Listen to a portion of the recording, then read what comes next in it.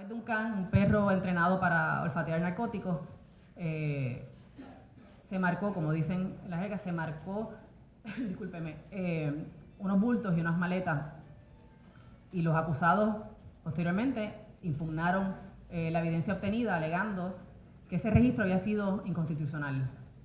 Por voz de la juez Pavón Charneco, el Tribunal Supremo de Puerto Rico resolvió que el registro, por haber sido mediante un CAN, que la actividad del Estado mediante un CAN no constituía un registro. Ese caso tiene además varias opiniones disidentes, del juez Hernández Denton, uno de ellos, la juez Fiolmata me parece que se unió a las opiniones del juez Hernández Denton, y la juez Anabel Rodríguez también emitió una opinión por distintos fundamentos cada uno. Pero eso ejemplifica la diversidad de casos que pueden surgir bajo estas mismas cláusulas constitucionales, y no únicamente en Puerto Rico, en Estados Unidos. Recientemente, me parece que en el 2010 hubo un caso US versus Jones, donde la controversia era si un aditamento electrónico, un GPS en un vehículo... Derechos civiles de los puertorriqueños, a lo mejor de generación en generación no estamos enseñándole a nuestros niños. Y sé que el juez Hernández Denton ha hecho un librito de lo más extraordinario para enseñarle derechos civiles y la Carta de Derechos a nuestros niños.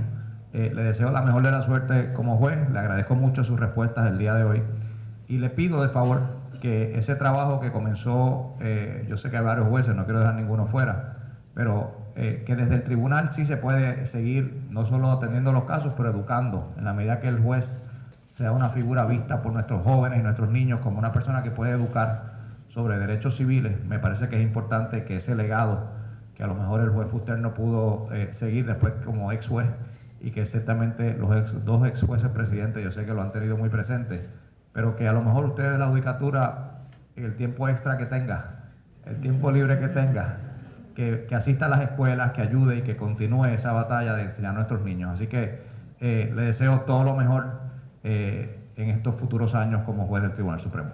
No podemos examinar un rastro adjudicativo que usted haya dejado y dependemos de su injerencia en otros asuntos, como por ejemplo el caso que ha mencionado el señor presidente del Senado. Usted participó en la estructuración o en la propuesta de un sistema de puntos de cotejo a la entrada del viejo San Juan con motivo de las fiestas de la calle San Sebastián, que habría permitido que tanto policías como contratistas, gente pagada por el municipio, pudiera intervenir sin orden o sin motivo fundado con personas, bultos, mochilas. Es importante hacer una distinción.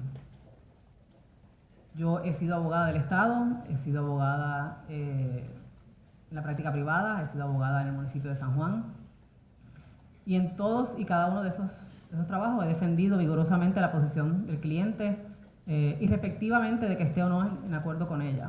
Yo creo que la función del abogado es precisamente defender la posición, ya sea institucional o de política pública o la que sea del cliente en ese momento. Es parte de nuestro sistema adjudicativo y es parte de nuestro deber ético. Los abogados abogan, los jueces deciden, y son dos funciones sumamente distintas, y el acercamiento a cada una de ellas es totalmente distinto. En cuanto a mi posición personal, yo creo que no es prudente decirla. Va a haber situaciones donde esta misma controversia jurídica va a presentarse nuevamente, y en ese momento lo miraré, de ser confirmada por este honorable cuerpo, desde la óptica del juez, no desde la óptica de un abogado defensor. ¿Verdad? En innumerables ocasiones, y quisiera conocer cuál es la opinión suya sobre, por ejemplo, la solicitud o el deseo de un grupo de ciudadanos que quieren o interesen, bajo precisamente la cláusula de libertad constitucional, utilizar, digamos, el predio de la rotonda del Capitolio para hacer una oración. Particularmente bajo las cláusulas de separación de Iglesia y Estado, vis a vis la primera enmienda de libertad de expresión. Y recuerden que los tribunales en Estados Unidos lo que han hecho es